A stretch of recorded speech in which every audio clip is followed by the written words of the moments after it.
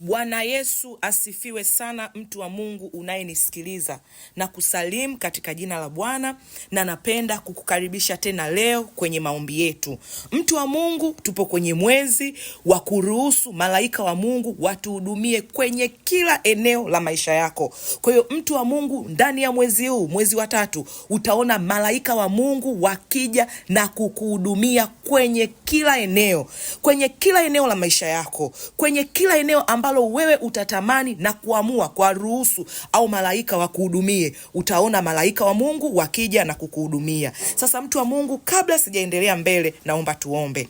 Baba, katika jina la Yesu Kristo, asante kwa ajili ya muda huu na kipindi hiki. Ninakutukuza Mungu mwaminifu. Ninakushukuru kwa ajili ya rehema zako nyingi kwenye maisha yetu. Ninasema asante kwa ajili ya damu yako ya thamani. Bwana Yesu, muda huu ambao tunaenda kuanza kipindi chetu cha saa ya maombi, tunakualika wewe Roho Mtakatifu. Ninaalika pamoja na malaika zako, ninawaalika Mungu wawepo mahali hapa. Tunapoenda kwenye maombi, uwepo wako ukatufunike Bwana. Ninapoenda kusema neno lako, Mungu katumie kinywa changu, wewe ukazungumze nasi. Zungumza na watoto wako, zungumza na watu wako katika jina la Yesu Kristo. Baba, ninakushukuru na asante kwa ajili ya uaminifu wako. Amen.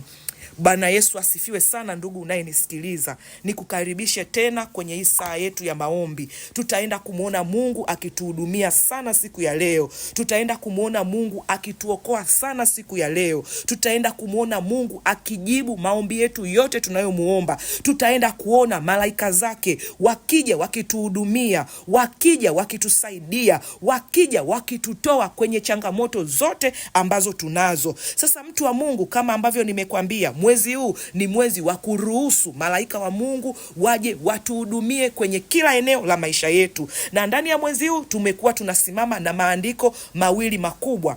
Andiko linalotoka kwenye Zaburi ya 91 mstari wa 11 mpaka wa 12. Neno la Mungu linasema hivi: kwa kuwa atakuagizia malaika zake wakulinde katika njia zako zote, mikononi mwao watakuchukua, usije ukajikwaa mguu wako katika jiwe. Kwa hiyo mtu wa Mungu, ndani ya mwezi huu tegemea kuona Mungu akikuagizia malaika zake waje wakulinde wewe katika njia zako zote. Njia zote ambazo unazitembea, utaona malaika wa Mungu wakija na kukuhudumia. Na malaika hawa wanaagizwa na Mungu mwenyewe. Bwana Yesu asifiwe. Neno la Mungu linaendelea, linasema hivi: mikononi mwao watakuchukua, usije ukajikwaa mguu wako katika jiwe. Kwa hiyo mtu wa Mungu yeyote unayenisikiliza, mguu wako hautajikwaa katika jiwe. Mguu wako hautanasa kwenye mitego ya nguvu za giza. Mguu wako hautaenda kwenye uharibifu. Kwa nini?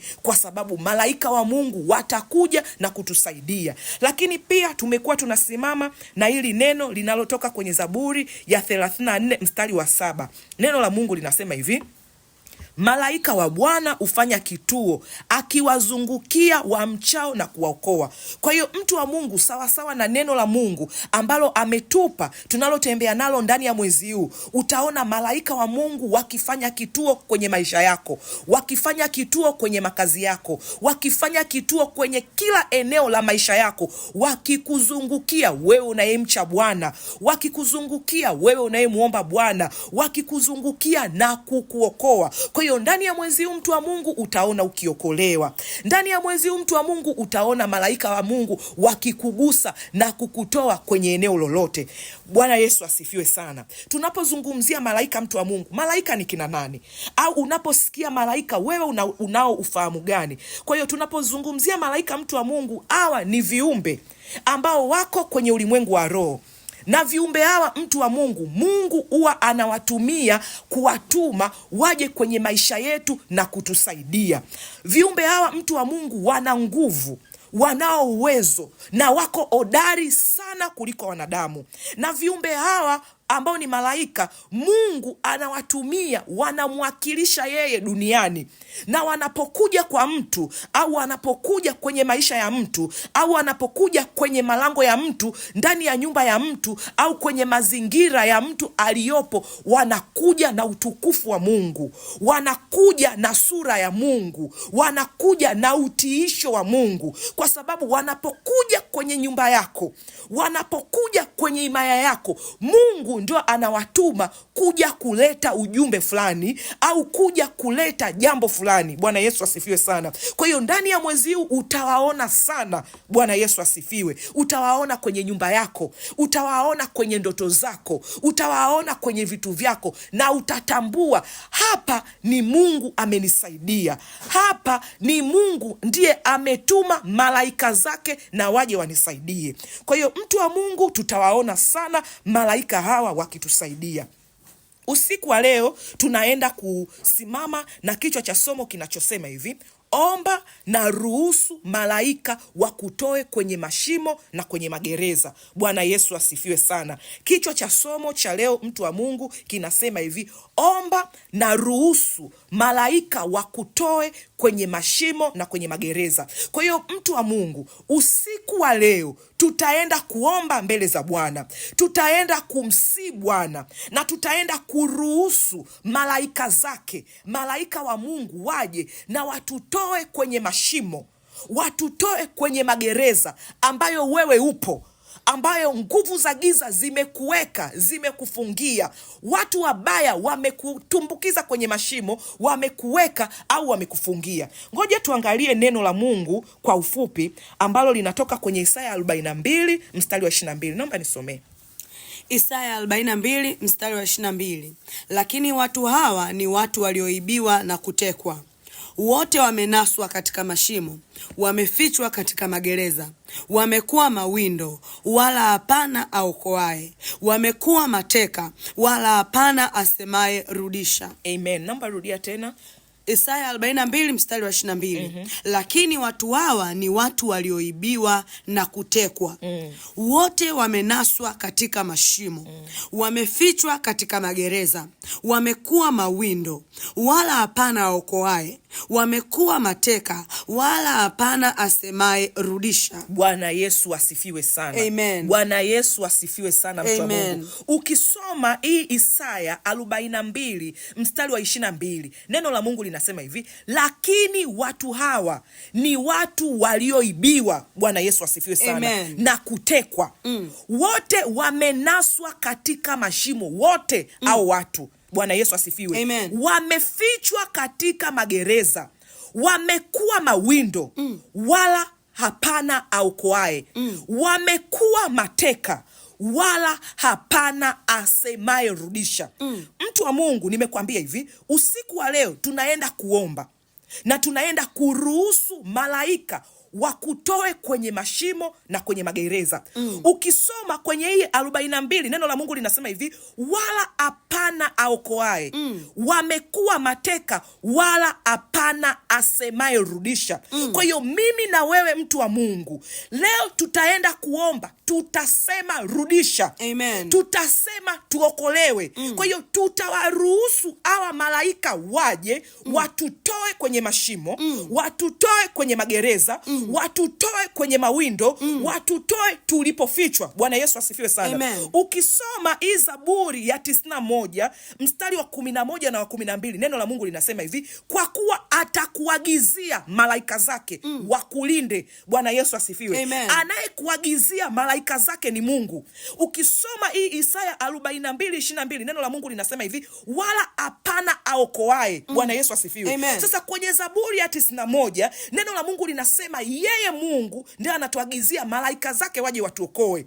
Ukisoma hii Isaya 42, anasema hivi: wala hapana aokoaye. Kwa nini hakuna wa kuokoa akati malaika zake wapo kwa ajili ya kutuokoa? Neno la Mungu linasema hivi: wala hapana asemaye rudisha. Mtu wa Mungu, malaika wa Mungu wanafanya kazi kwa kusikia neno la Mungu. Amen. Malaika hawasikii kitu kingine chochote isipokuwa neno la Mungu na sauti ya Mungu. Kwa hiyo unaona, wala hapana asemaye rudisha. Kwa hiyo hakuna anayesema wala anayeruhusu malaika wa Mungu waingie kazini waje watuokoe. Amen. Na tunapomuomba Mungu, Mungu ndo anawatuma. Kwa hiyo Mungu anapoangalia, amuoni mtu ambaye anaomba kwa habari ya kuomba Mungu aruhusu malaika zake waje watuokoe. Kwa hiyo sisi, mimi na wewe, usiku wa leo tunaenda kusimama kwenye zamu zetu, tunaenda kusimama kwenye malango yetu. Amen. Tunaenda kusimamia familia zetu, tunasema rudi tutarudisha. Amen. Bwana Yesu asifiwe. Amen. Tunasema malaika zake waje watuokoe. Tunaenda kutamka neno la Mungu ili malaika wa Mungu wanaosikia neno la Mungu, Mungu awaruhusu na waje watusaidie. Bwana Yesu asifiwe. Amen. Mtu wa Mungu unayenisikiliza, kila mtu anaye malaika ambaye Mungu huwa anamuweka kwa ajili ya kumlinda. Mungu huwa anamuweka kwa ajili ya kumsaidia. Lakini utakuta mtu anatumia nguvu nyingi, mtu anatumia vitu vingine vyovyote kwa sababu hafahamu, hana hayo maarifa. Alijui hilo neno la Mungu ya kwamba ninao malaika ambao ninaweza nikawaruhusu watembee na mimi, ambao ninaweza nikatambua watembee na mimi. Lakini wanatembeaje na wewe? Bwana Yesu asifiwe. Amen. Rudi kwenye yale maombi ya siku ya kwanza. Tulifundisha namna ya kuruhusu malaika wa Mungu aweze kukuhudumia. Kwa hiyo rudi, mtu wa Mungu, sikiliza lile somo, lipo kwenye YouTube yetu, tayari tulishaliweka. Lakini pia somo lililopita tulizungumzia kwa habari ya kuruhusu malaika wa Mungu wakuletee habari njema ambazo umetamani kuzisikia muda mrefu. Kwa nini usikie habari njema? Ulikuwa ujui. Amen. Bwana Yesu asifiwe. Amen. Ulikuwa hujawahi kuwaruhusu. Sasa sikiliza neno la Mungu, alafu omba sawasawa na neno la Mungu. Na leo tutaenda kuomba sawasawa na neno la Mungu ili tufunguliwe kutoka kwenye vifungo. Kwa sababu gani? Malaika wake wataingia kazini, watakuja kutusaidia. Amen. Sasa turudi kwenye Isaya 42 mstari wa 22. Neno la Mungu linasema hivi: lakini watu hawa ni watu walioibiwa. Kwa hiyo mtu wa Mungu, yeyote aliyeibiwa na nguvu za giza, yeyote aliyeibiwa na watu wabaya, yeyote aliyeibiwa kwenye uganga, yeyote aliyeibiwa kazi yake au biashara yake. Bwana Yesu asifiwe. Amen. Na kutekwa. Kutekwa ni yule mtu ambaye ukutaka kutekwa, lakini ghafla unajikuta huko kwenye mateka. Umeibiwa, umeweka kitu chako cha thamani, ghafla ukioni kimeibiwa. Bwana Yesu asifiwe. Amen. Lakini neno la Mungu linasema hivi: wote wamenaswa. Wananaswa wapi? Walikuwa wanatembea. Kunaswa ni kutegwa miguu yako. Na neno la Mungu linasema kwenye ile Zaburi ya 91, atakuagizia malaika zake wakulinde mguu wako usijikwae, manake mguu wako usinaswe. Kwa hiyo leo tutaomba na kuruhusu malaika wa Mungu waingie kazini, watembee kwenye Isaya 42 mstari wa 22. Yeyote aliyeibiwa atoke kwa jina la Yesu. Amen. Yeyote aliyetekwa atoke kwa jina la Yesu. Amen. Yeyote aliyenaswa kwenye shimo atoke kwa jina la Yesu. Amen. Yeyote aliyechukuliwa mawindo atoke kwa jina la Yesu. Amen. Yeyote anayekuwinda kwenye njia yako akafe na kuondoka kwa jina la Yesu. Amen. Na wewe utaenda kusimama kwenye yale maeneo ambayo unajua, hapana, hapa nimeibiwa, hapa nimetekwa, hapa nimefichwa, hapa nimewekwa mahali ambapo sio pangu. Ukaseme, nataka kutoka, nataka kuokolewa. Malaika wa Mungu, ingieni kazini, tutarudisha. Bwana Yesu asifiwe. Amen. Mali yako itaenda kurudishwa na malaika kwa jina la Yesu. Amen. Watoto wako wataenda kurudishwa na malaika kwa jina la Yesu. Amen. Akili yako itaenda kurudishwa na malaika kwa jina la Yesu. Amen. Ufahamu wako utaenda kurudishwa na malaika kwa jina la Yesu. Amen. Chochote unachokitafuta kitaenda kurudishwa kwa damu ya Yesu Kristo. Amen. Ngoja tuende kwenye neno, tuendelee mbele, tuangalie mfano wa kwanza ni namna gani malaika waliweza kuingia na kuwasaidia watu. Ili na wewe uone ni namna gani malaika wana uwezo wa kuja na kukusaidia na kukutoa mahali ulipo. Bwana Yesu asifiwe sana. Amen. Naomba tuangalie mfano wa kwanza. Malaika wanamtoa Shadrach, Meshach na Abednego. Bwana Yesu asifiwe sana. Naomba nisomee Danieli 3 mstari wa 8. Danieli 3 mstari wa 8. Basi baadhi ya Wakaldayo wakakaribia, wakaleta mashtaka juu ya Wayahudi. Nisomee tena 12 mpaka 13. Tuendelee. Mstari wa 12 mpaka wa 13. Wako Wayahudi kadha wa kadha uliowaweka juu ya mambo ya wilaya ya Babeli, yaani Shadraka na Meshaki na Abednego. Watu hawa, mfalme, hawakukujali wewe, hawaitumikii miungu yako wala kuiabudu ile sanamu ya dhahabu ulioisimamisha. Basi Nebukadreza akatoa amri kwa hasira na ghadhabu, waletwe au Shadraka na Meshaki na Abednego. Basi wakawaleta watu wao mbele ya mfalme. Bwana Yesu asifiwe sana. Amen. Nimekuambia tunaangalia mfano wa kwanza, namna ambavyo malaika walimsaidia Shadrach, Meshach na Abednego. Hawa walitolewa kwenye tanuru la moto. Unapoanzia hii Danieli 3:8, neno la Mungu linasema hivi: basi baadhi ya Wakaldayo wakakaribia, wakaleta mashtaka juu ya Wayahudi. Kwa hiyo mtu wa Mungu, kuna watu wamefichwa kwenye mashimo. mashimo, kuna watu wamewekwa kwenye magereza kwa sababu wameshtakiwa kwenye ulimwengu wa roho, wengine wameshtakiwa kwenye ulimwengu wa mwili, wengine wameshtakiwa kwenye madhabahu za familia zao za miungu mingine, wengine wameshtakiwa kesi za uongo. Bwana Yesu asifiwe sana. Tuliposoma ile Isaya 42 mstari wa 22, neno la Mungu linasema hivi: walioibiwa na kutekwa, wengine wamenaswa, lakini wengine wamewindwa. Sasa unapoangalia habari hii ya Shadrach, Meshach na Abednego, unaona ya kwamba baadhi wakaenda kuwashtaki. Bwana Yesu asifiwe. Kwa hiyo leo tunapoenda kuruhusu malaika wa Mungu watusaidie, waje hadi kwenye mashtaka ambayo umeshtakiwa kwenye ulimwengu wa roho, na hayo mashtaka yakakuingiza wewe kwenye kifungo. Haijalishi ulifanya hayo makosa ukaingia kwenye kifungo, au wazazi wako walifanya makosa ukaingizwa kwenye kifungo, au familia yako au ukoo uliotokea ni ukoo ambao umeingizwa kwenye vifungo na nguvu za giza au na majini au na miungu mingine. Lakini leo tutaruhusu malaika wa Mungu waje waingilie katikati wakutoe. Neno la Mungu linaelezea kwa habari hapa, Shadrach, Meshach na Abednego wameenda kushtakiwa kwa mfalme. Kwa hiyo wameenda kushtakiwa kwa mtu mwenye nguvu, kwa mtu mwenye sheria. Bwana Yesu asifiwe. Sasa naomba tuendelee. Naomba nisomee mstari wa 19 mpaka mstari wa 22. Mstari wa 19 mpaka mstari wa 22. Ndipo Nebukadreza akajaa ghadhabu, na sura ya uso wake ikabadilika juu ya Shadraka na Meshaki na Abednego. Basi akatoa amri watie moto ile tanuri mara 7 kuliko desturi yake ya kutiwa moto. Kisha akawaamuru baadhi ya watu mashujaa wa jeshi lake kuwafunga Shadraka na Meshaki na Abednego na kuwatupa katika ile tanuru iliyokuwa ikiwaka moto. Basi watu hao wakafungwa hali wamevaa suruali zao na kanzu zao na joho zao na mavazi yao mengine, wakatupwa katikati ya ile tanuru iliyokuwa ikiwaka moto. Basi kwa sababu amri ya mfalme ilikuwa ni kali na ile tanuru ilikuwa ina moto sana, mwako wa ule moto ukawaua wale watu waliowashika Shadraka na Meshaki na Abednego. Bwana Yesu asifiwe sana. Ukiangalia hii habari, mtu wa Mungu, ndio watu wengi wanapitia. Bwana Yesu asifiwe. Neno la Mungu linasema hivi: wale walipoenda kuwashtakia hawa kwa mfalme, mfalme akajawa na ghadhabu. Bwana Yesu asifiwe. Kwa ajili ya kosa walilolifanya, uso wa mfalme uliwabadilikia Shadrach, Meshach na Abednego. Biblia inasema hivi kwenye mstari wa 19: ndipo Nebukadreza akajaa ghadhabu, na sura ya uso wake ikabadilika juu ya Shadrach na Meshach na Abednego. Basi akatoa amri watie moto ile tanuru mara 7 kuliko desturi yake ya kutiwa moto. Kwa hiyo mtu wa Mungu, kuna mtu unanisikiliza sasa hivi, ghafla maisha yako yamebadilika, kwa sababu mahali ulipokuwa sura imebadilikwa.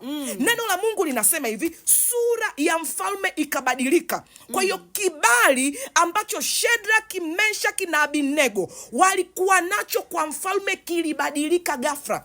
Bwana Yesu asifiwe. Neno la Mungu halijakosea kuonyesha namna ya sura yake mfalme ikabadilika, ikajawa na hasira.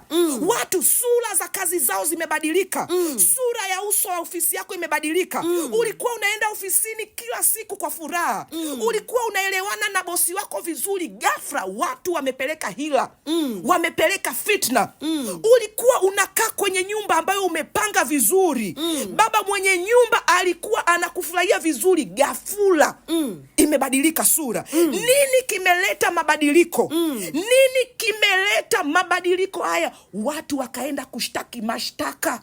Bwana Yesu asifiwe. Wamekushtakia kwenye ulimwengu wa roho. Wamekushtakia kwa habari ya maisha yako. Wameshtaki kwa habari ya familia yako. Wameshtaki kwa habari ya uchumi wako. Ghafla sura inabadilika.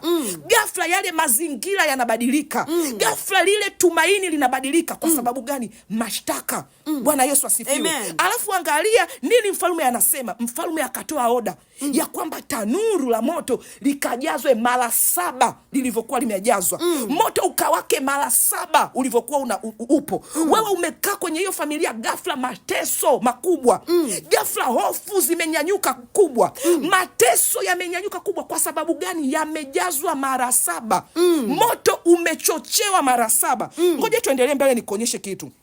kwenye mstari wa 20 neno la Mungu linasema hivi, kisha akaamuru baadhi ya watu mashujaa, Bwana Yesu asifiwe, na jeshi lake kuwafunga Shedraki, Meshaki na Abednego na kuwatupa katika ile tanuru iliyokuwa ikiwaka moto. Kwa hiyo mtu wa Mungu unanisikiliza hapa, lakini umefungwa. Amri imetoka kwa mfalme ufungwe. Bwana Yesu asifiwe. Alafu ukifungwa ushikiliwe na mashujaa. Ndio maana kuna mtu wa Mungu unanisikiliza hapa, lakini ndoto zako unazoota unakimbizwa na watu wenye nguvu. Wanakukimbiza na wewe unakimbia. Mwingine unaota ndoto unatafutwa na watu wana nguvu, wana miraba minne, wameenda hewani. Bwana Yesu asifiwe. Nini kinachotokea? Wamekushtakia kwenye ulimwengu wa roho. Na amri imetoka kwa mfalme ya kwamba ukamatwe, uteswe, utupe kwenye tanuru ya moto. Mwingine unanisikiliza hapa, lakini kila ukiota ndoto unatumbukia kwenye mashimo. Usiku wa leo nakwambia malaika waje wakutoe. Na tutakwambia usiku wa leo malaika wakufuatilie. Bwana Yesu asifiwe. Ngoja tusome mstari wa 21, kuna kitu nikuonyesha alafu tuendelee mbele. Neno la Mungu linasema hivi, basi watu wao wakawafunga hali wamevaa suruali zao na kanzu zao na joo zao na mavazi yao mengine, wakatupwa katikati ya ile tanuru iliyokuwa ikiwaka moto. Kwa hiyo mtu wa Mungu, haijalishi umevaa suti, unaweza ukawa umefungwa. Haijalishi umevaa mavazi yako, unaweza ukawa umefungwa. Biblia inavyotuandikia hivi, unawezekana unatembea, unaenda ofisini na kurudi, lakini umefungwa. Ndio maana hauoni mafanikio. Ndio maana hauoni utimilifu. Ndio maana hautimizi ndoto zako. Kwa nini? Wamekufunga. Bwana Yesu asifiwe. Ndio maana neno la Mungu linasema wakawafunga hali wamevaa nguo zao. Inawezekana ukawa umevaa umependeza, unajiangalia kwenye kioo unajiona uko smart, lakini umefanya nini? Umefungwa. Ninaomba nisomee mstari wa 22 alafu tuje mstari wa 24 na 25. Mstari wa 22. Basi kwa sababu amri ya mfalme ilikuwa ni kali na ile tanuru ilikuwa ina moto sana, mwako wa ule moto ukawaua wale watu waliowashika Shadraka na Meshaki na Abednego. Mstari wa 24. Ndipo Nebukadreza akastaajabu, akainuka kwa haraka, akanena, akawaambia mawaziri wake, je, hatukuwatupa watu watatu hali wamefungwa katikati ya moto? Wakajibu wakamwambia mfalme, kweli mfalme. Akajibu akasema, tazama, mimi naona watu 4 nao wamefunguliwa, wanatembea katikati ya moto hali hawana dhara, na sura yake yule wa 4 ni mfano wa mwana wa miungu. Bwana Yesu asifiwe sana. Unaona, amri inatolewa, wanaamuliwa wakakamatwe. Mtu wa Mungu, tunapozungumzia tanuru, hilo ni shimo. Bwana Yesu asifiwe. Kwa hiyo unaona amri inatolewa, wakatupwa kwenye mashimo. Ndio maana ukiona Mungu anaangalia, anasikitika. Anasema watu hawa ni watu waliotekwa, wametupwa kwenye mashimo, wametekwa kwenye njia zao, miguu yao imenaswa, wamekuwa mateka, hapana asemaye rudisha. Bwana Yesu asifiwe. Unaona amri imetoka kwa mfalme. Amri ya mfalme ni sheria, haibadiliki. Kwa hiyo watu wameandikiwa kwenye ulimwengu wa roho, familia hii wakae kwenye mashimo. Mtu wa Mungu, ndio maana auoni mafanikio. Kwa sababu gani? Upo shimoni. Bwana Yesu asifiwe. Alafu kwa sababu amri ni kali, wale majemedari waliowashika na kuwatupa walikufa. Kwa sababu gani? Lile shimo kazi yake ilikuwa ni kuua. Lile shimo kazi yake ilikuwa ni kuteketeza. Lile shimo kazi yake ilikuwa ni kuangamiza. Kwa hiyo mtu wa Mungu, ukiangalia familia yako kila siku inateketea, kwa nini? Iko shimoni. Ukiangalia familia yako inaungua na ugumu wa maisha, kwa sababu gani? Ipo shimoni, na shimoni kuna moto. Bwana Yesu asifiwe. Ukiangalia maisha yako, mahusiano yako, wewe kila siku unaugua, ni kilio na kusononeka. Nini kinachotokea? Upo shimoni. Bwana Yesu asifiwe. Neno la Mungu linasema kwenye mstari wa 25, baadaye anasema, akajibu akasema, tazama, mimi nawaona watu 4 nao wamefunguliwa, wanatembea katikati ya moto hali hawana dhara, na sura yake yule wa 4 ni mfano wa mwana wa miungu. Nimekwambia leo tunaenda kuomba. Leo tunaenda kuruhusu malaika wa Mungu waje watutoe. Kwa nini tunaruhusu malaika wa Mungu waje watutoe? Kwa sababu moja, aliyepo shimoni shimoni hawezi kutoka mwenyewe. Amen. Mtu aliye shimoni anategemea msaada wa mtu aliye nje ili aweze kumtoa. Unategemea mtu wa nje akurushie kamba, wewe ulio shimoni upande. Unategemea mtu mwenye nguvu aje aingie shimoni ya kutoe. Haya mashimo yanakuwa ni marefu sana. Kina chake kinakuwa ni kirefu sana. Lakini lengo la mfalme ilikuwa ni kuua. Ilikuwa ni kuchinja, ilikuwa ni kuangamiza. Kwa hiyo mtu wa Mungu, shetani, nguvu za giza, watu wabaya wanapokuja kwenye maisha yako, lengo lao linakuwa ni kuua. Kwa hiyo ukiangalia maisha ya Shadrach, Meshach na Abednego, unaona hawawezi kuendelea kuwa na familia. Wako kwenye tanuru la moto, wako kwenye shimo. Hawawezi kuwa na uchumi uliostawi. Kwa sababu gani? Wako shimoni. Hawawezi kupata kazi. Kwa sababu gani? Wapo shimoni. Hawawezi kuongezeka kwenye uzao. Hawawezi kuwa na mafanikio ya biashara. Hawawezi kuwa na maono na ndoto. Kwa sababu gani? Wapo shimoni. Bwana Yesu asifiwe. Amen. Na ili watoke shimoni, waliowadumbukiza shimoni walikufa. Hawahitaji msaada wa kibinadamu. Unahitajika msaada wa Mungu. Na leo tutaenda kutuma msaada wa Mungu ushuke, uje utusaidie. Amen. Uje kututoa kwenye changamoto zetu. Ndio maana unaona mfalme anashangaa, tuliwatupa 3. Mbona wako 4? Alafu anamuelezea yule mtu wa 4 alivyokuwa anafanana. Ngoja tuangalie kwenye mstari wa 25. Akajibu akasema, tazama, mimi nawaona watu 4. Mimi naona watu 4 nao wamefunguliwa, wanatembea katikati ya moto, hali hawana dhara. Na sura yake yule wa 4 ni mfano wa mwana wa miungu. Nimekwambia mtu wa Mungu, malaika wanapokuja, wanakuja na utisho wa Mungu. Wanakuja na utukufu wa Mungu. Amen. Wanakuja na nguvu za Mungu. Amen. Unaona Shadrach, Meshach na Abednego wanatembea kwenye moto. Ni kitu hakiwezekani, kwa sababu aliye pamoja nao ni Mungu. Kwa hiyo utaona ukitembea kwenye tatizo ulilopo ukitoka. Bwana Yesu asifiwe. Kwa sababu malaika ndiye anakuja anakutoa. Amen. Utajiona unapanda kutoka kwenye shimo, unatoka. Kwa sababu gani? Aliye na wewe ambaye Bwana amemtuma akutoe ni malaika. Amen. Amejaa nguvu na uweza. Sura yake inatisha, imebeba utukufu, inatembea na wewe, inakutoa kwenye changamoto uliopo. Amen. Bwana Yesu asifiwe. Amen. Bwana Yesu asifiwe. Amen. Sana. Ngoja tuangalie mstari huu alafu tuendelee mbele. Naomba nisomee Danieli 3:28. Danieli 3 mstari wa 28. Nebukadreza akanena akasema, na ahimidiwe Mungu wa Shadraka na Meshaki na Abednego, aliyemtuma malaika wake akawaokoa watumishi wake waliomtumaini, wakaligeuza neno la mfalme na kujitoa miili yao, ili wasimtumikie Mungu mwingine wala kumwabudu ila Mungu wao wenyewe. Bwana Yesu asifiwe sana. Amen. Unaona mfalme Nebukadreza anaelezea nani alikuwa kwenye lile tanuru. Anasema ni Mungu alimtuma malaika wake. Nimekwambia mwanzoni kabisa, mtu wa Mungu, unapoomba wewe, Mungu ndiye anatuma malaika wake. Kwa hiyo leo mimi na wewe tutakapoingia kwenye maombi, Mungu atatuma malaika wake. Amen. Na malaika ataposhuka kwenye shimo ambalo upo, malaika atakapokuja kwenye tanuru ambalo upo, malaika atakapokuja mahali ulipo, sura itageuka. Amen. Mavazi yako yatageuka. Harufu yako itageuka. Neno la Mungu linasema walipofungwa, walifungwa na nguo zao,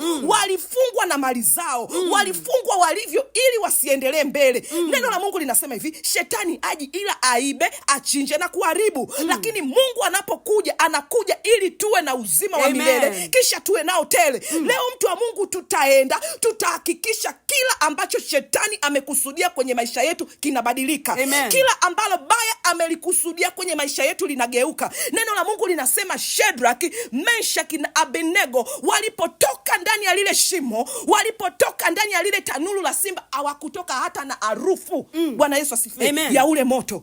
Hawakutoka nao. Kwa sababu gani? Malaika wa Bwana. Malaika wa Bwana akija anageuza sura yako. Malaika wa Bwana anapokuja anageuza harufu yako. Malaika wa Bwana anapokuja anageuza kila kitu chako. Malaika wa Bwana anapokuja anageuza kila jambo ambalo lilikuwa baya. Bwana Yesu asifiwe sana. Amen. Bwana Yesu asifiwe sana, mtu wa Mungu. Ngoja tuingie kwenye mfano wa pili alafu tukaombe.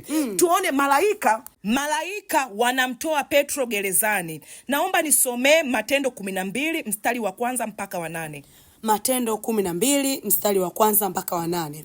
Panapo majira yale yale, Herode mfalme akanyosha mikono yake kuwatenda mabaya baadhi ya watu wa kanisa. Akamuua Yakobo ndugu yake Yohana kwa upanga. Na akiona ya kuwa imewapendeza Wayahudi, akaendelea akamshika na Petro. Siku hizo zilikuwa siku za mikate isiyochachwa.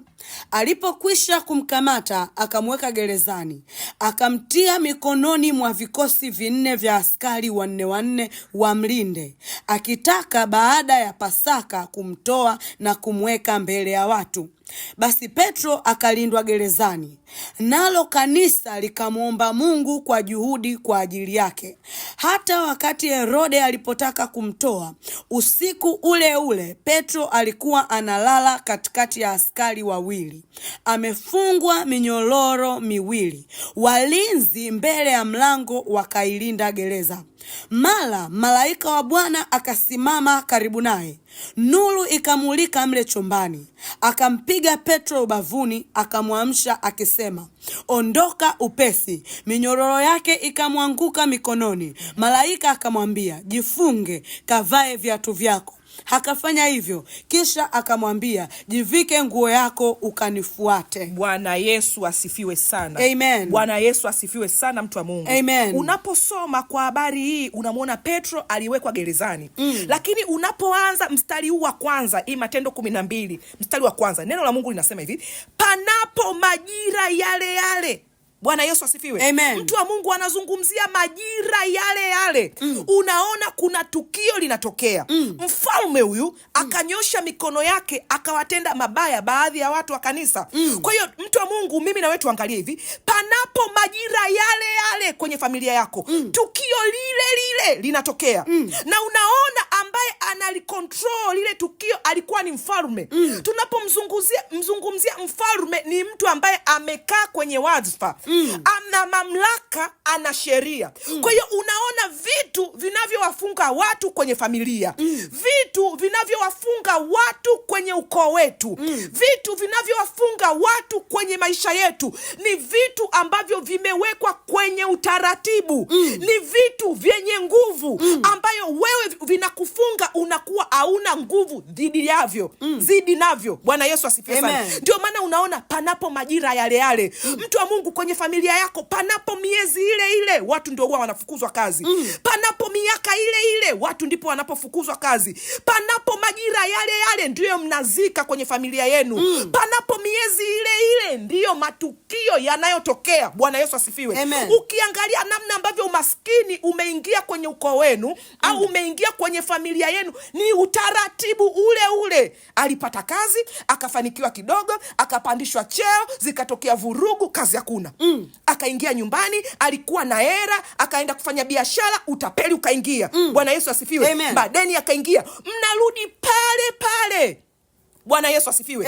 Unajikuta unasema miaka fulani nilikuwa na hali nzuri, miaka hii hali yangu ni mbaya. Alafu ukiangalia watu wenu kwenye familia wako vile vile. Bwana Yesu asifiwe. Unasema ndio alikuwa anaanza hivi hivi, wanakuja kuposwa nyumbani wanaachika. Wanakuja kuposwa nyumbani wanaachika. Nini kinachosababisha, mtu wa Mungu? Magereza. Bwana Yesu asifiwe. Nini kinachosababisha, mtu wa Mungu? Sheria ambayo ipo kwenye ulimwengu wa roho. Ndio maana ninakurudisha kwenye Isaya 42 mstari wa 22. Neno la Mungu linasema, lakini watu hawa, watu wa familia hii, Bwana Yesu asifiwe, ni watu waliotekwa, ni watu wanaofuatiliwa na mitego ya nguvu za giza, ni watu walionaswa, wamefichwa kwenye mashimo, wamewekwa kwenye magereza. Lakini hapana ambaye amesimama kwenye familia anayesema rudisha. Bwana Yesu asifiwe. Ndio maana unaona inajirudia panapo majira yale yale. Herode mfalme anafanya jambo lile lile. Panapo hali ile ile kwenye familia yenu, ndio inatokea hivyo hivi. Kaka anafariki.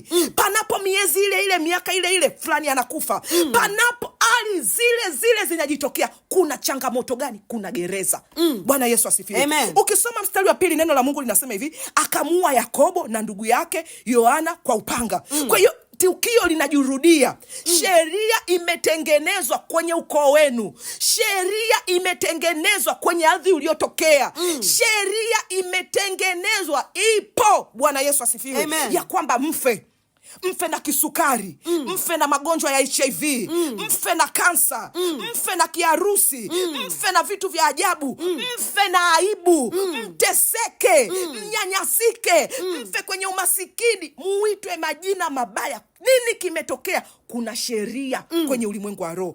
Ukisoma mstari unaofuatia, mstari wa 3, anasema hivi: na akiona ya kuwa imewapendeza Wayahudi, akaendelea akamshika na Petro. Siku hizo zilikuwa siku za mikate isiyochachwa. Biblia inatuonyesha ni majira yapi. Alafu unaona shetani yuko kwenye malango yako. Unaona uchawi upo kwenye malango yako. Unafurahia, unapendezwa. Ya kwamba hakuna anayeomba. Ya kwamba hakuna anayesema rudisha. Ya kwamba hakuna anayetia hasira. Ya kwamba hakuna anayetia bidii. Ukisoma mstari wa 4 anakuambia hivi: kanisa lilidumu katika kuomba. Alikuacha. Bwana Yesu asifiwe. Na nimekuambia kitu ambacho kitafanya malaika waje kudumu katika maombi. Ukirudi kwenye ile clip ya kwanza, tuliangalia namna gani malaika wanaweza kuja kukusaidia. Unaona, nisomee mstari wa 4 da Krista. Alipokwisha kumkamata, akamweka gerezani, akamtia mikononi mwa vikosi 4 vya askari 4 wamlinde, akitaka baada ya Pasaka kumtoa na kumweka mbele ya watu.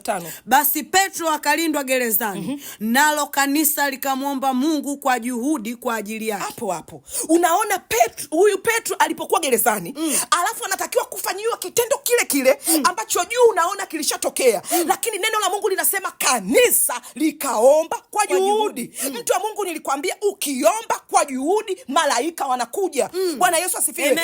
Waombaji hawakuwa na nguvu ya kusema waende gerezani wakamtoe Petro. Wale watu hawakuwa na nguvu ya kusema waende wakamtetee Petro. Mtaji waliokuwa nao ulikuwa ni maombi. Dhamana waliokuwa nayo ilikuwa ni maombi. Walichokijua ni maneno ya neno la Mungu la kuomba mbele za Mungu. Walisema tunachokijua ni maombi. Kwa hiyo tutatia juhudi mpaka tuone gereza limetuachia. Kwa hiyo mtu wa Mungu, ukiona uko kwenye shimo, ukiona uko kwenye changamoto, hauna msaada mwingine wowote, anaweza kukusaidia ni Mungu. Kwa hiyo ukitia juhudi za kumwomba Mungu, ukidumu ndani ya maombi, kitu kinachotokea, Mungu anatuma malaika zake. Bwana Yesu asifiwe. Ukisoma mstari wa 4 unaweza kuona vikosi vilivyokuwa vingi vinamshikilia Petro. Vilipangwa 4 vimlinde Petro asitoke. Mtu wa Mungu unayenisikiliza, inawezekana unanisikia, lakini vikosi vya kipepo, vikosi vya kichawi vimeamriwa kwenye malango yako. Vimeamriwa kwenye kazi unayofanya. Vimeamriwa kwenye afya. Wakusimamie mtu wa Mungu. Wahakikishe mnaangamia na HIV. Ndio maana kila unapojaribu Mungu akupe ndoa njema inagoma. Kila unapojaribu mahusiano yako yawe mazuri yanagoma. Kwa nini? Vikosi 4 vimekushikilia, vinahakikisha hautoki gerezani. Bwana Yesu asifiwe. Kila unavyotia bidii kuongeza pesa kwenye mtaji wa biashara ulionayo, biashara inakufa. Bwana Yesu asifiwe. Kila unapotia bidii kusema ninafanya kazi kwa juhudi, nimesoma niongeze CV zangu nipate kazi nzuri, kila unavyoomba kazi ni mwaka wa 15 upati.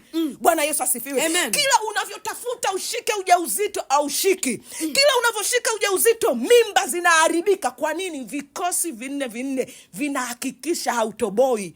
Vinahakikisha haufanikiwi. Bwana Yesu asifiwe sana. Naomba nisomee mstari wa 6. Hata wakati Herode alipotaka kumtoa, usiku ule ule Petro alikuwa analala katikati ya askari wawili, amefungwa minyororo miwili. Walinzi mbele ya mlango wakailinda gereza. Mara malaika wa Bwana akasimama karibu naye. Nuru ikamulika mle chumbani. Akampiga Petro ubavuni, akamwamsha akisema, ondoka upesi. Minyororo yake ikamwanguka mikononi. Malaika akamwambia, jifunge, kavae viatu vyako. Akafanya hivyo. Kisha akamwambia, jivike nguo yako ukanifuate. Bwana Yesu asifiwe sana. Mtu wa Mungu, tutaenda kuomba. Kama vile malaika alivyotokea gerezani akamsaidia Petro atokee na kwako. Neno la Mungu linasema hivi, mara malaika wa Bwana akasimama karibu naye. Kwa nini malaika alienda? Maombi. maombi, mtu wa Mungu. Kudumu katika kuomba, mtu wa Mungu. Kudumu kwenye saa ya maombi, mtu wa Mungu. Kuendelea kupeleka changamoto yao ile ile mbele za Bwana. Maanake tunaona watu walikuwa wanaomba, Mungu mtoe Petro gerezani, Mungu mtoe Petro gerezani. Neno la Mungu linasema Petro alikuwa gerezani. Kwa hiyo watu waliomba kwa habari ya Petro kutoka gerezani. Kwa hiyo wewe changamoto ulio nayo unaijua. Tutadumu nayo hapa katika maombi, tutamwambia Mungu, ni habari ya uchumi wangu, Mungu ni habari ya kazi yangu, nitoe kwenye changamoto niliyopo. Lakini Mungu akikuangalia tatizo lako, wamekuweka kwenye shimo, wamekuficha kwenye magereza. Bwana Yesu asifiwe sana. Neno la Mungu linasema hivi, malaika wa Bwana akasimama karibu naye, nuru ikamulika mle chumbani. Kwa hiyo mtu yoyote ambaye ameweka kwenye gereza yupo gizani, aoni. Bwana Yesu asifiwe sana. Aoni mbele. Huwezi kufanikiwa kama upo kwenye giza, auoni cha kufanya. Bwana Yesu asifiwe. Ndio maana unaona kitu cha kwanza malaika alipotokelezea gerezani, nuru ikamulika. Kwa hiyo taa zitawaka. Kwenye maisha yako nuru itakuja. Utaona ya kupasayo kufanya. Utaona wapi ukawekeze. Utaona kazi yako iko wapi. Utaona njia iko wapi. Utaona nini ufanye. Utaona nini ujisimamie. Bwana Yesu asifiwe. Utaona mashaka ndani yako yataondoka. Kwa nini? Nuru itawaka. Kwa nini nuru inawaka? Malaika anatokelezea. Nimekuambia malaika wakija wanakuja na utukufu wa Mungu. Ndio maana neno la Mungu linasema nitakuagizia malaika zake wakudake, mguu wako usinaswe. Bwana Yesu asifiwe. Malaika alipotokelezea baada ya nuru kuwaka mule gerezani, ngoja nikuonyeshe, nuru ikamulika mle chumbani, akampiga Petro ubavuni, akamwamsha. Kwa hiyo mtu yeyote aliyefungwa kwenye gereza, unalala. Uchumi wako unalala. Mafanikio yako yanalala. Uko kwenye gereza. Upo gizani. Uzao wako unalala. Ndoa yako inalala. Amani yako inalala. Mashaka yanakuwa makubwa kwenye moyo. Uoni mafanikio. Kwa nini kila kitu kimelala? Kwa nini vimelala? Gerezani. Ndio maana ukisoma Isaya 42 mstari wa 22, Mungu anasema lakini watu hawa ni watu waliofungwa, ni watu waliotekwa, wameweka kwenye magereza, wamelala. Unamwomba Mungu kwa habari ya uchumi wako, kwa sababu umeombea uchumi, kwa sababu umeombea mafanikio, kwa sababu umeombea kufungulia. Mungu anasema hakuna aliyeruhusu malaika aende. Malaika akienda taa zitawaka. Alafu taa zikiwaka malaika atamwamsha, amka wewe uliyelala, kwa sababu nuru ya Bwana imekuzukia. Amka wewe, inuka uangaze, kwa sababu ufalme umekuja kwako. Amka. Kwa nini? Sheria ya kifalme, sheria ya waganga, sheria ya watu wabaya, sheria ya madhabahu za kipepo za kichawi walizokuroga, wamezilogua, Bwana amesimama juu ya sheria zao. Bwana Yesu asifiwe. Amemtuma malaika aje akuamshe. Amka, kaprai kazi. Amka, kafungua hiyo biashara. Amka, jaribu tena. Kwa nini unakata tamaa? Upo gerezani. Bwana Yesu asifiwe sana. Neno la Mungu linaelezea, anasema hivi, akamwamsha akisema ondoka upesi. Alipomwambia ondoka upesi, ndipo unaona neno la Mungu linasema hivi, minyororo yake ikamwanguka mikononi mwake. Upo kwenye gereza, giza limekuwa tele, lakini pia kwenye mikono yako umefungwa minyororo. Ndio maana hakuna unachokigusa kinaenda mbele. Hakuna unachokifanya kinafanikiwa. Mtu wa Mungu, leo mimi na wewe tutaenda mbele za Mungu. Tutaenda kulitia jina la Bwana hapa. Mimi nitaomba kwa habari yangu na wewe omba kwa habari yako. Mimi nitasema rudisha kwenye familia yangu na wewe sema virudi kwenye familia yako. Muite Bwana aje, malaika wake akitokelezea utaona nuru. Bwana Yesu asifiwe. Wewe ambaye mimba zimeharibika utashika tena ujauzito. Wewe ambaye umekuwa tasa utazaa tena watoto. Wewe ambaye huoni mafanikio yatapatikana. Wewe ambaye una madeni yatalipwa kwa jina la Yesu Kristo. Hebu nyanyua mikono yako mbele za Bwana. Sema Bwana Yesu, Bwana Yesu, ninakushukuru. Ninasema asante kwa habari ya neno lako. Ninasema asante kwa habari ya malaika zako. Ninasema asante kwa habari ya upendo wako. Maana imeandikwa kwenye Zaburi ya 91 mstari wa 11 na wa 12, kwa kuwa utaniagizia malaika zako wanilinde katika njia zangu zote. Usiku wa leo ninakuomba Bwana, uniagizie malaika zako, uniagizie malaika zako wanilinde katika njia zangu zote, waniokoe katika njia zangu zote, mikononi mwao wanichukue. Bwana Yesu, nipo tayari usiku wa leo. Ninaomba malaika zako mikononi mwao wanichukue, wanitoe kwenye mashimo, wanitoe kwenye matanuru, wanitoe kwenye magereza katika jina la Yesu. Katika jina la Yesu ninanyosha mikono yangu kwa ishara ya kusarenda mbele zako. Ninanyosha mikono yangu nikimaanisha niko hapa Bwana, niko hapa Bwana, niko kwenye hili shimo, nipo kwenye hili gereza. Ninaomba unitoe usiku wa leo. Ninaomba unitoe masaa haya kwa jina la Yesu, kwa jina la Yesu. Neno lako linasema kwenye Isaya 42:22, lakini watu hawa ni watu walioibwa na kutekwa, wote wamenaswa katika mashimo, wamefichwa katika magereza, wamekuwa mawindo, wala hapana aokoaye, wala hapana asemaye rudisha. Bwana Yesu, ninatamka niokoe. Bwana Yesu, ninatamka rudisha. Agiza, tuma malaika zako waje waniokoe. Niko tayari niokolewe. Niko tayari niokolewe. Mtu wa Mungu, weka mkono wako kichwani. Sema Bwana Yesu, Bwana Yesu, ninaomba uniokoe. Bwana Yesu, Bwana Yesu, ninaomba unifungue. Bwana Yesu, Bwana Yesu, ninaomba unitoe. Nenda mbele za Mungu.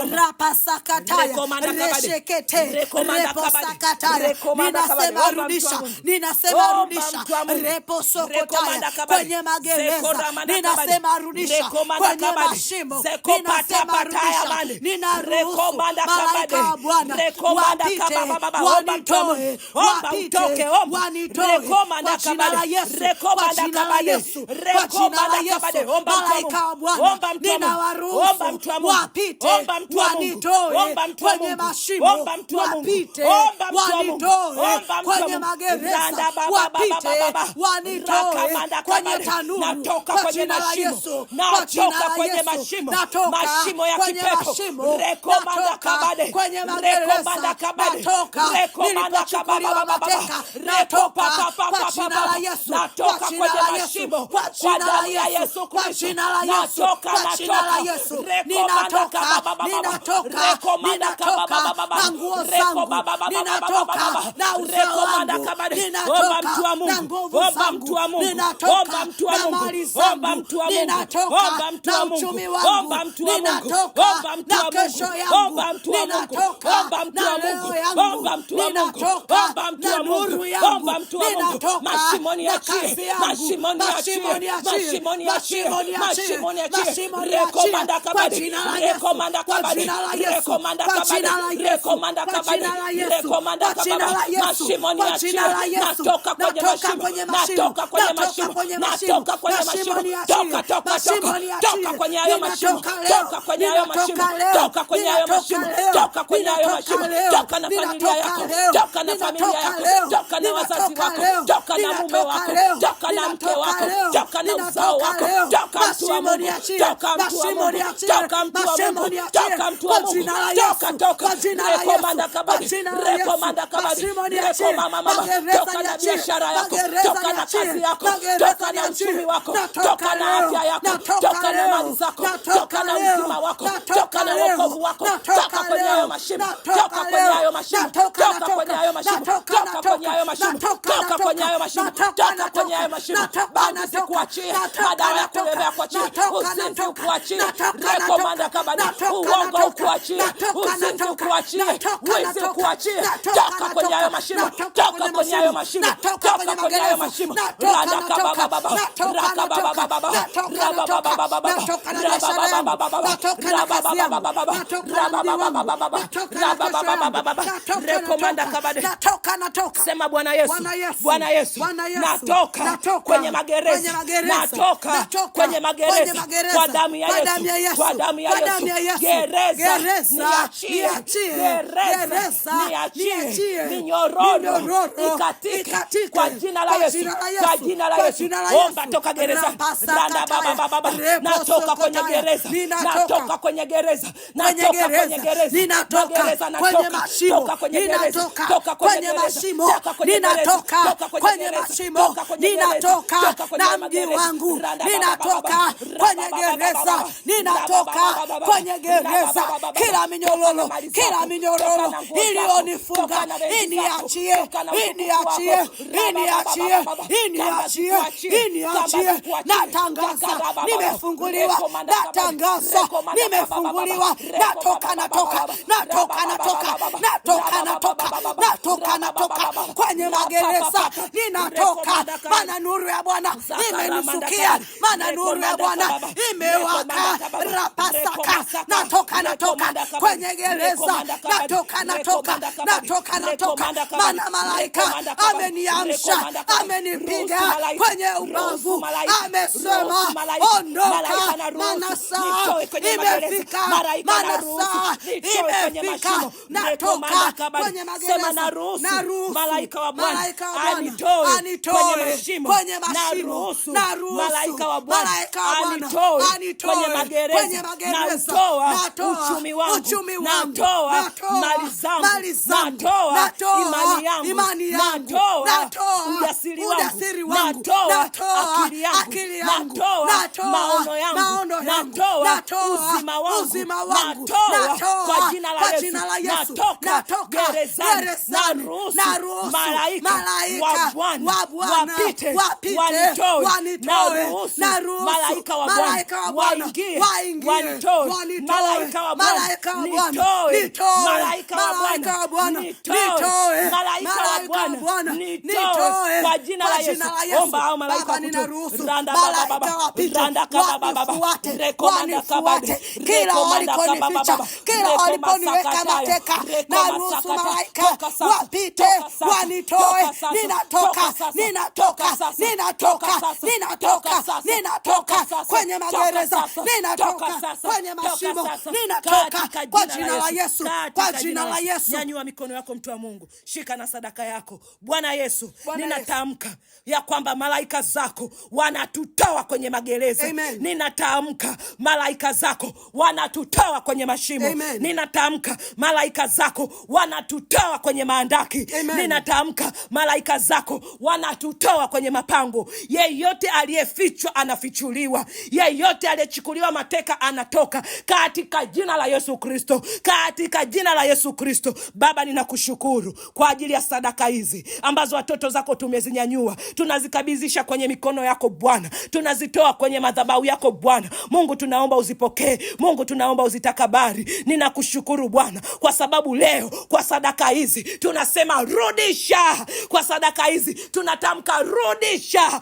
kwa sadaka hizi tunatamka rudisha katika jina la Yesu. Sema maneno haya mtu wa Mungu, rudisha, rudisha, rudisha, rudisha, rudisha, rudisha, rudisha kwa jina la Yesu, rudisha, rudisha, rudisha kwa jina la Yesu, rudisha uchumi wangu, rudisha afya yangu, rudisha mali zangu, rudisha uhuru wangu, rudisha imani yangu, rudisha ujasiri wangu kwa jina la Yesu, rudisha yote, rudisha yote, rudisha yote, rudisha yote katika jina la Yesu, katika jina la Yesu, katika jina la Yesu. Malaika wa Bwana, fuatilia hilo neno na kurudisha. Nimetamka vitu vyangu virudishwe, nimetamka nirudishiwe uhuru wangu kwa jina la Yesu. Amen. Amen. Basi utatuma sadaka yako kwenye namba 0716052202. Narudia tena 0716052202. Lakini pia kama hujaokoka, basi fuata sala hii. Sema: Bwana Yesu, leo hii ninakupokea moyoni mwangu, uwe Bwana na Mwokozi wa maisha yangu. Futa jina langu kwenye kitabu cha hukumu, andika jina langu kwenye kitabu cha uzima kwa jina la Yesu. Amen. Basi utatuma jina lako kwenye namba 0655108869 au 0716052202. Lakini pia kama una changamoto yoyote, unahitaji maombi ya ziada, basi utatupigia simu kwenye hizo namba 0655108869 au 0716052202. Tutapokea na tutakuhudumia, na Mungu akubariki sana kwa jina la Yesu.